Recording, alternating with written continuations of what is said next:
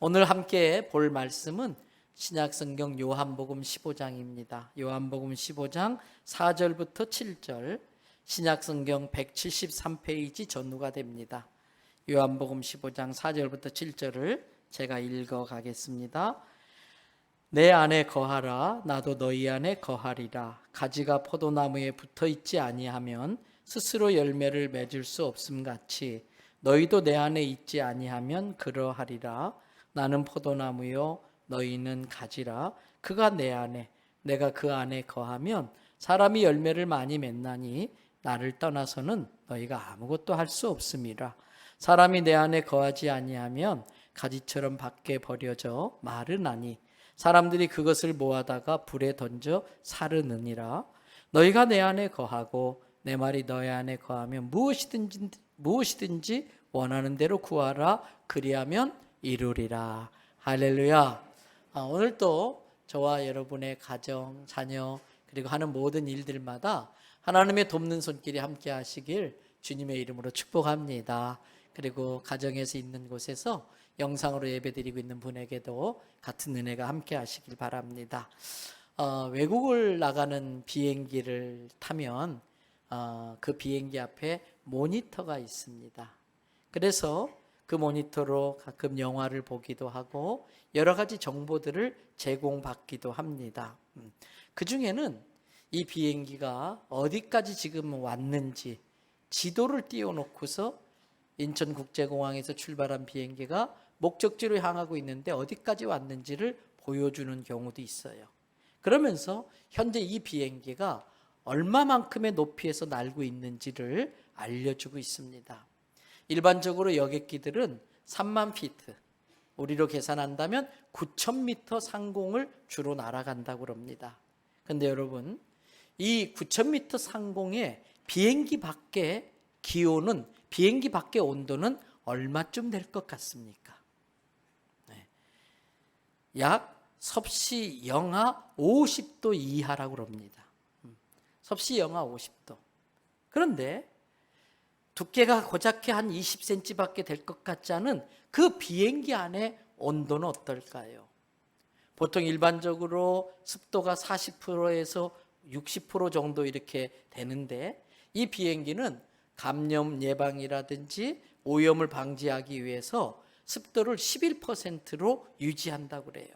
그래서 좀 춥게 느껴지기는 하지만 실제로 1년 사시사철 비행기 안의 온도는 24도 안팎에서 1도를 벗어나지 않는다고 그래요. 비행기 바깥은 50도, 영하 50도. 비행기 안은 영상 24도, 자그마치 70도 이상의 차이가 있습니다. 그런데 비행기 밖에 있으면 얼어 죽습니다. 비행기 안에 있으면 쾌적한 상황에서 아무 문제 없습니다. 비행기 안에 있으면 삽니다. 비행기 밖에 나가면 죽습니다. 오늘 본문 요한복음 15장 4절에서 예수님은 제자들에게 말씀하십니다. 내 안에 거하라, 나도 너희 안에 거하리라. 이 말씀을 하신 이유가 있습니다. 바로 앞에 요한복음 12장에서 예수님께서 내가 이제 곧 대제사장들과 서기관들에게 붙잡혀서 죽게 될 거라는 말씀을 하십니다. 그 말을 듣자 제자들이 불안해지기 시작합니다. 그런데 게다가 예수님께서 식사를 잘 잡수시다 말고 벌떡 일어나더니 세숫대야에 물을 담아오세요. 그리고 제자들의 발을 씻기는 평상시 안 하던 행동을 하시는 거예요. 뿐만 아니라 예수님이 너희 중에 나를 팔자가 있다라고 하는 무서운 말씀도 하셔요. 게다가 예수님께서 내가 너희를 위하여 처소를 예비하러 가야겠다. 그 처소가 예비되면 내가 다시 와서 너희를 그 예비된 처소로 데려가겠다. 제자들로서는 이해할 수 없는 말들을 계속하고 계시니까 불안해할 수밖에 없었던 것입니다. 제자들의 그 불안한 마음을 예수님이 아셨습니다. 그래서 해주신 말씀이 불안해하지 말고 내 안에 거하라. 내 안에 거하라 라고 말씀하신 거예요. 그렇다면 이 말씀은 오늘 우리들에게도 똑같이 적용될 수 있습니다. 우리 모두는 어떤 이유로든 늘 불안해합니다. 자녀 때문에 걱정합니다. 건강 때문에 염려합니다. 물질 때문에 근심하고 있습니다. 내 미래의 불확실성 때문에 늘 염려하며 삽니다. 근심, 걱정, 염려가 나를 떠나질 않습니다. 그럴 수밖에 없는 것도 실제로 우리 삶의 현실에는 위험한 것들이 도처에 도사리고 있어요. 언제 무슨 일을 당할지 모르겠어요. 실제로 어제도 제 딸이 경성대 앞에 손녀랑 이렇게 나갔다가 신호등을 이제 길을 횡단보도를 건너려고 신호등을 기다리고 있었는데, 여러분 그 앞에 대기하고 있던 택시와 오토바이가 급하게 가려고 신호 바뀌면서 급반지를 했어요. 택시는 오토바이를 못 봤겠지요. 오토바이는 택시를 별로 신경 안 썼겠지요. 둘 다 급하게 출발하려다가 부딪힐 것 같으니까 오토바이가 확 꺾었는데 제 손녀딸과 딸을 덮친 거예요. 사람들이 비명을 지르고 놀래서 달려왔는데 너무나 감사하고 다행스럽게 아슬아슬하게 비껴갔어요. 사람들이 막 안 다쳤냐고 막 찾아와서 그렇게 모여들고 하더라는 거예요. 매 순간순간이 하나님의 은혜입니다. 그래서 어제 제 아내와 제가 딸 보고 너 오늘 감사헌금 많이 해야겠다, 이렇게 이야기를 했어요. 내가 내 건강을 장담 못합니다. 내가 내 안전을 책임질 수 없습니다. 부모가 자식을 지켜줄 수 없습니다. 돈이 내 인생을 보장해 주지 못합니다. 지금도 우리 성도들 중에는 지난주 중에 남편이 암 판정을 받아가지고 큰 근심에 빠진 분이 계세요. 또 우리 성도들 중에는 우울증에 빠져서 종일 밖으로 안 나가고 자기 방에만 틀어박혀 있는 자녀 때문에 마음 아파하는 부모도 있습니다. 우리 성도 중에는 큰 돈을 들여서 새롭게 사업을 시작했는데 이 코로나 강도를 만나가지고 정말 어려운 상황에 처해 있는 분들도 있습니다. 그분들만 그렇겠습니까? 우리들 각자 나름대로 크고 작은 많은 어려움들이 있습니다. 그런 우리들을 향하여 제자들에게 그러셨던 것처럼 예수님께서 지금 우리에게 말씀하십니다.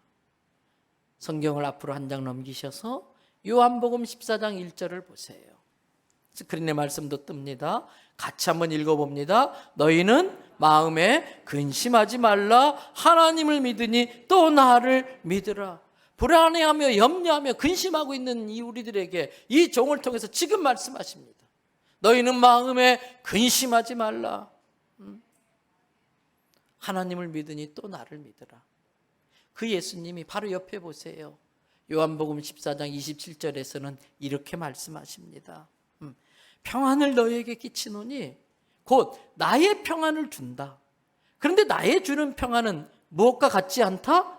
세상이 주는 것과 같지 않다. 세상이 주는 짝퉁 평안, 평안인 척 위장해서 오는 그 평안, 가짜 평안, 내가 주는 평안은 그것과 근본적으로 다르다.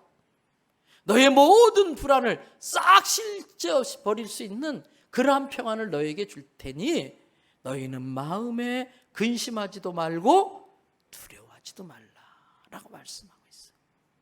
그러면서 오늘 본문인 요한복음 15장 4절의 말씀을 예수님이 하시는 거예요. 내 안에 거해라. 나도 너희 안에 거하겠다.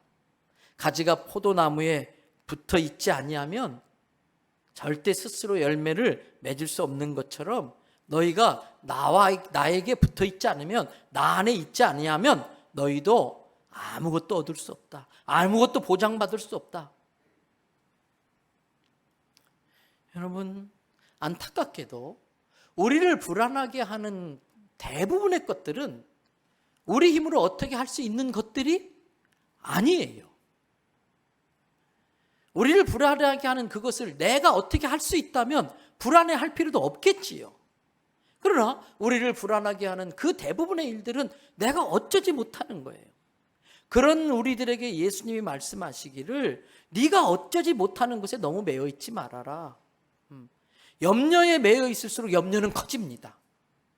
걱정 근심을 자꾸 만질수록 걱정 근심은 눈덩이처럼 더 불어납니다. 때문에 걱정을 묵상하지 말고 그 걱정거리를 해결해 줄 수 있는 말씀을 묵상하시기 바랍니다. 염려를 붙들고 있지 말고 그 염려를 다루어 주실 수 있는 예수 그리스도를 의지하시기를 바랍니다. 그래서 우리가 할 수 없는 것에 매여 있지 말고 할 수 있는 것을 하라고 말씀하시는데 예수님이 그것이 무엇인지를 우리에게 가르쳐 주셨어요. 우리가 예수 그리스도 안에 거하는 거예요. 이 말은 예수님의 말씀을 안에 거한다는 거예요. 예수님의 말씀 안에 거한다는 거예요. 이 말은 예수님의 말씀을 믿는 믿음 안에 산다는 것입니다. 우리가 불안해지면 불안해질수록, 염려가 커지면 커질수록 우리가 해야 될 일은 내가 믿는다고 고백하는 나의 구주 예수 그리스도를 꽉 붙잡는 거예요. 그리고 그분이 하신 말씀을 믿음으로 그 말씀 안에 거하는 거예요. 그 예수님이 요한복음 15장 7절에서 이렇게 말씀하세요. 너희가 내 안에 거하고 내 말이 너희 안에 거하면 무엇이든지 원하는 대로 구하라. 그리하면 이루리라. 여러분, 원하는 대로 구해서 이루는 것을 예수님께서는 오늘 요한복음 15장에서는 열매라고 표현했어요. 그 열매를 통해서 하나님의 영광이 드러나고 그 열매로 인하여 내가 예수님의 진짜 제자라는 것을 증명해 보일 수 있는 것입니다. 그래서 8절에서 이렇게 말씀하십니다. 다 같이 또 읽어보십시다.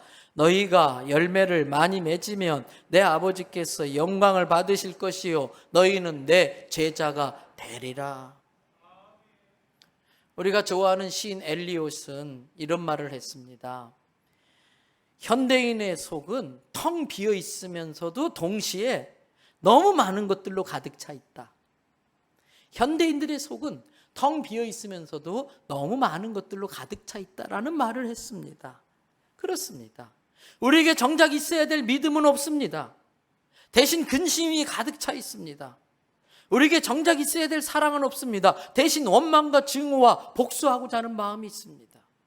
우리에게 정작 있어야 될 감사는 어디론가 사라지고 원망과 불평만 우리 안에 가득해 있을 수 있습니다. 그 안에 무엇이 들어있느냐? 그게 그 사람입니다. 그 안에 들어있는 것이 그 사람의 정체성을 결정합니다. 그래서 속사람과 겉사람이라는 말이 있습니다. 속사람은 믿음이 없는데 믿음이 있는 척 해야 되기 때문에 겉사람이 생겨나는 겁니다. 속사람은 사랑이 없는데 사랑 있는 척 해야 되기 때문에 그래야 인정받기 때문에 겉사람을 만들어내는 것입니다. 인터넷에 흘러다니는 유머가 있더라고요.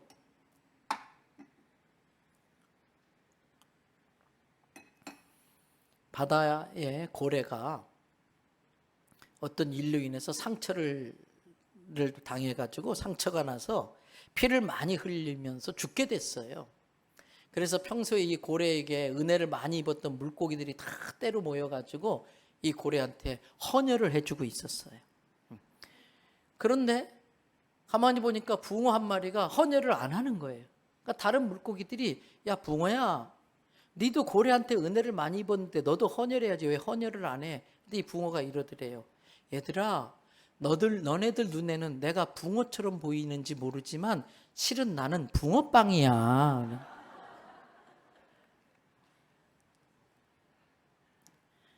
붕어 모양은 지니고 있었지만 붕어가 아니었어요. 그 안에 붕어 피는 없고 앙꼬만 가득했어요. 그것은 붕어빵이지 붕어가 아닙니다. 그런데 우리 그리스도인들도 그렇습니다. 그리스도인의 모양은 지니고 있지만 그 안에 예수 그리스도가 안 계십니다. 그리스도인이라고 말은 하지만 그 안에 예수님이 안 계시고 예수님의 말씀을 믿는 믿음이 없으면 그 사람은 그리스도인의 모양을 지닌 그리스도 빵일 뿐이지 그리스도인은 아닌 것입니다. 진짜 그리스도인은 그 안에 예수님이 계셔야 됩니다. 그 예수님이 그 사람의 주인 되셔야 됩니다. 주인의 권리를 마음껏 행사할 수 있게 해드려야 됩니다. 마태복음 7장에 나더러 주여 주여 하는 자마다 다 천국에 들어가는 게 아니다 그랬어요. 겉으로는 주여 주여 하지만은 그 주님이 나의 진짜 주인이 아니면 그 사람은 그리스도 빵일 뿐이지 그리스도인은 아니라는 것입니다. 예수님이 내 인생의 주인이라면 그 예수님을 믿는 믿음이 나의 모든 걸 다스려야 됩니다. 내 생각도, 내 계획도, 내 염려도 예수님의 다스림 가운데 있어야 됩니다.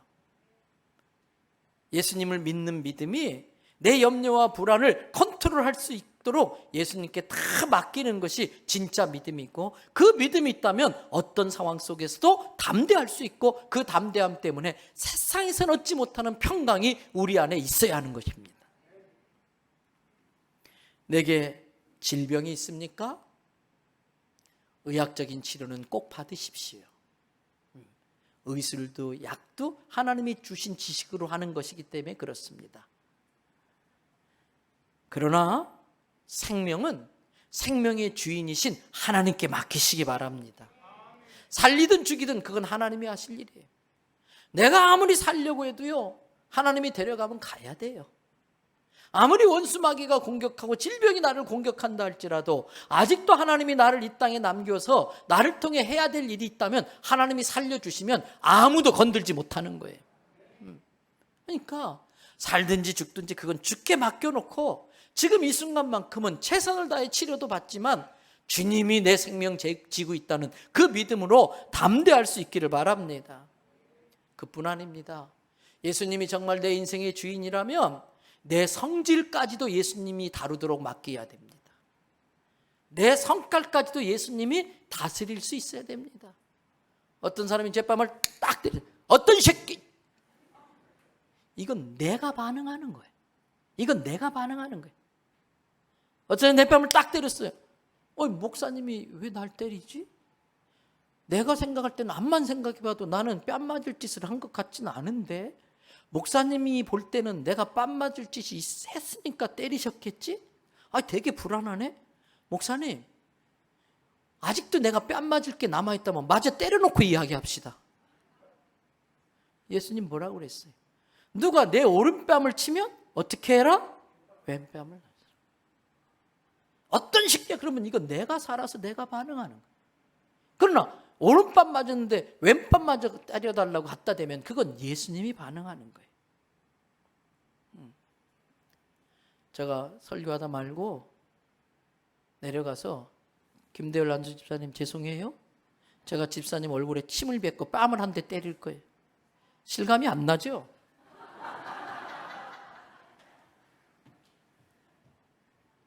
그러면 어떤 반응이 보일까? 벌떡 일어나서 우리 목사님이 설교다 말고 귀신 들렸나 펄펄 뛸지 모르겠어요. 그럼 저는 한마디예요. 집사님, 시체가 욕 좀 먹었다고 벌떡 일어나는 거 보셨어요? 송장에 누가 자기 침 뱉었다고 팔팔 뛰는 거 보셨어요? 우리가 외우는 말씀 있잖아요. 갈라디아서 2장 20절, 내가 그리스도와 함께 십자가에 못 박혔나니 그런즉 이제는 내가 산 것이 아니요 오직 내 안에 누가? 그리스도께서 사신 것이라. 이제 내가 육체 가운데 사는 것은 가장 좋은 곳 천국으로 당장 나를 데려갈 수 있지만은 죄의 유혹이 많고 환난과 핍박이 많아서 믿음 지키기 어려움에도 불구하고 이 땅에 남겨놓으실 수밖에 없는 것은 남은 인생 하나님의 영광 드러내고 남은 인생 영혼 구원하고 남은 인생 받은 은혜 갚다가 오라고 우리를 이 땅에 남겨놓으셨는데, 그 남은 인생은 내 주인이신 예수님을 믿는 믿음으로 살아내야 한다는 뜻이에요. 그렇습니다. 예수님 믿고 세례 받는 순간 나는 죽었습니다. 그리스도와 함께 십자가에 못 박혀 죽었습니다. 오직 내 안에 예수님만 살아 계시는 것입니다. 내 안에 예수님이 계신 사람은 자극에 예수님이 반응합니다. 꼬잡든 때리든 자극에 예수님이 반응합니다. 그리스도인 빵이어서 그리스도가 내 안에 있는 척 했던 사람은 꼬잡는 순간, 왼뺨을 때리는 순간 겉사람은 싹 없어져 버리고 속사람이 나와요. 내 겉사람을 포장했는데 그건 비가 오면 다 찢어져 버려요. 택배 과정에 이리저리 다 뜯겨나가요.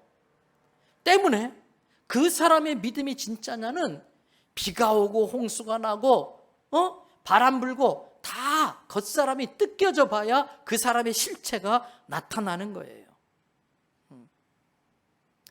그 비바람이 불고 포장이 다 뜯겨져서 겉사람이 다 벗겨졌어도 그 안에 예수가 있으면 그게 진짜 그리스도인이에요.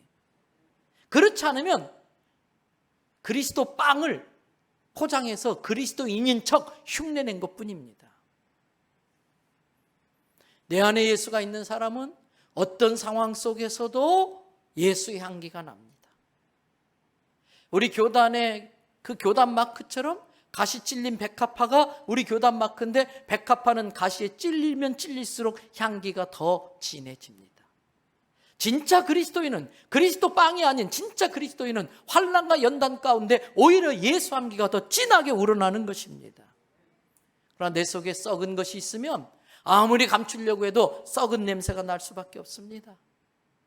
어제도 점심에 신방을 했는데 그 아파트에 가는데 몇 호인지 모르고 제가 먼저 앞으로 가고 있었어요.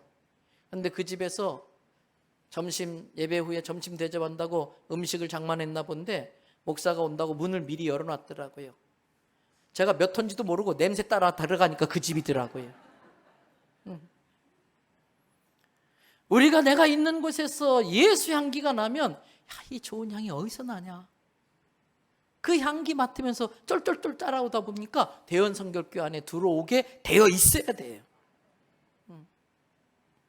그 예수 향기가 구원받은 자에게는 위로가 되고 격려가 되고 도전이 되고, 그 예수 향기가 악한 자들에게는 내가 이대로 가다간 죽겠구나, 이 악취 때문에 죽겠구나, 오히려 예수 향기가 악취가 느껴져서 이 악취를 벗으려면 어떻게 할까, 그러면서 악취를 벗기 위해서 예수님 앞에 나오게 만드는 겁니다. 그게 고린도후서 2장 15절에서 사도 바울이 한 말이에요. 같이 한번 읽어보실까요? 우리는 구원받는 자들에게나 망하는 자들에게나 하나님 앞에서 그리스도의 향기니 그랬어요. 이 그리스도의 향기를 예수님은 본문에서 열매로 표현했습니다. 그런데 성경에 열매를 맺으라는 말이 단 한마디, 한 번도 없어요. 예수 그리스도를 믿는 믿음 때문에 저절로 내 인생 가운데 나타나는 것을 열매라고 했는데 성경에 열매 맺으라는 말이 한마디도 없어요. 요한복음 15장에서 도리어 요한복음 15장 1절부터 10절까지 내 안에 거하라, 내 안에라는 표현이 11번이나 나오고 있어요. 그렇습니다. 여기에 중요한 원리가 있습니다. 그 원리가 요한복음 15장 1절에 그대로 압축되어져 있어요. 요한복음 15장 1절 다 같이 읽어봅니다. 나는 참 포도나무요 내 아버지는 농부라. 예수님은 포도나무, 하나님 아버지는 그 포도나무를 지키시고 돌보시고 가꾸시는 분. 우리는 그 포도나무의 가지가 할 일은 포도나무에 찰싹 붙어 있는 거예요. 그러면 저절로 열매가 맺어져요. 우리가 포도나무 대신 예수님께 붙어 있기만 하면 하나님께서는 우리를 지키시고 돌보시고 가지치기 하시면서 우리가 열매 맺도록 하나님이 해주시는 거예요. 그런데 그 가지치기 하는 그 과정이 아파요. 힘들어요. 그것이 우리에게는 환난인 거예요. 어려움인 거예요. 그런데 그 썩은 가지를 싹둑 잘라내지 않으면 전체가 죽으니까 하나님이 그렇게 자르어요. 그래서 그 환난은 죽이기 위함이 아니고 살림이고, 그 가지치기는 유익을 끼치기 위함인 것입니다. 바로 그 말씀이 오늘 본문 2절에 나오고 있어요. 2절 말씀 또 읽어보십시다. 물은 내게 붙어 있어 열매를 맺지 아니하는 가지는 아버지께서 그것을 제거해 버리시고, 물은 열매를 맺는 가지는 더 열매를 맺게 하려 하여 그것을 깨끗하게 하시느니라. 열매 맺지 않는 가짜 붕어빵 잘라버리는 거예요. 그리고 진짜 열매 맺을 가지가 더 튼실한 과실을 맺을 수 있도록 다듬어 주시고 잘라 주시고, 그러나 그 과정이 우리에게는 아파요. 그래서 그것이 마치 죽을 지경인 거예요. 그 모습을 사도 바울은 고린도후서 1장 9절에서 이렇게 말합니다. 우리는 우리 자신이 사형 선고를 받은 줄 알았으니, 그러나 실은 이것은 우리를 사형시키기 위함이 아니라 우리로 하여금 뭐하지 말고, 자기를 의지하지 말고 오직 죽은 자를 살리실 수 있는 유일하신 분, 그 하나님만 믿고 의지하게 하려고 우리를 때로는 사형 선고 당한 것 같은 사망의 음침한 골짜기로 몰고 갈 때도 있다고 하는 것이, 그때에 우리가 정작 해야 할 일은 예수님께 딱 붙는 거예요. 때로는 인생이 막막해지는 경우가 갑자기 내 앞에 나타납니다. 생각지도 못한 일로 멘붕, 멘탈이 붕괴되는 상태에 빠질 수도 있습니다. 그때 우리는 예수님께 착 붙는 거예요. 착 붙는 거예요. 농부이신 하나님께 내 근심, 염려, 걱정의 가지를 다 알아서 하시라고 맡겨버리고 오직 예수 그리스도를 믿는 믿음으로 굳건히 서는 거예요. 사랑하는 대연성교회 성도 여러분, 인생의 길이 막혀 있습니까? 오른쪽으로 돌아봐도 막혀 있고 왼쪽을 봐도 막혀 있고 뒤를 돌아가도 막혀 있습니까? 그때 할 일은 눈을 들어 천지를 지으신 여호와 하나님을 바라보는 거예요. 그 하나님이 어떤 분인가? 그 하나님이 내게 어떤 약속을 하셨는가? 그 하나님이 지금까지 내게 어떻게 하셨는가? 그걸 묵상하면서 오히려 더 철저히 하나님 앞에 매달리는 거예요. 그리고 주님 뭐라고 하시나? 비로소 귀를 기울일 때에 그동안 세상 소음 때문에, 그동안 너무나 컸던 내 목소리 때문에 듣지 못했던 예수님의 세미한 음성이 들려지는 것입니다. 이 모든 일들이 실은 나를 살리려고, 나를 예수님께 묶어두려고 하는 하나님의 의도를 깨닫는 순간, 그 가지치는 시간은 감사한 시간이고, 그 가지치는 시간은 아픈 시간이 아니고 연단과 훈련으로 더 건강해지는 시간이 되는 것입니다. 오늘 본문 말씀 요한복음 7장을 다시 보세요. 너희가 내 안에 거하고 내 말이 너희 안에 거하면 어떻게 하라고 그랬어요? 무엇이든지 원하는 대로 구하라, 그리하면 이루리라. 무엇이든지 원했는데 그대로 이루어지는 게 만사 형통이에요. 오늘 이 성경은 우리에게 만사 형통의 비결을 알려주는데, 예수 그리스도 안에 거하고 그 예수님의 말씀이 내 안에 거하게 만드는 거예요. 예수님의 말씀이 내 안에 거하게 만든다는 것, 그 말씀이 반드시 이루어질 것을 믿고 그 말씀 붙들고 말씀대로 순종하며 사는 거예요. 그래서 우리와 똑같은 인간인지라 온갖 두려움과 염려에 사로잡혔던 여호수아에게 하나님이 나타나셔서 하신 말씀, 여호수아 1장 8절에 이 율법책을 내 입에서 떠나지 말게 하며 주야로 그것을 묵상하여 그 가운데 기록한 대로 다 지켜 행하라. 그리하면 내 길이 평탄하게 될 것이라 내가 형통하리라.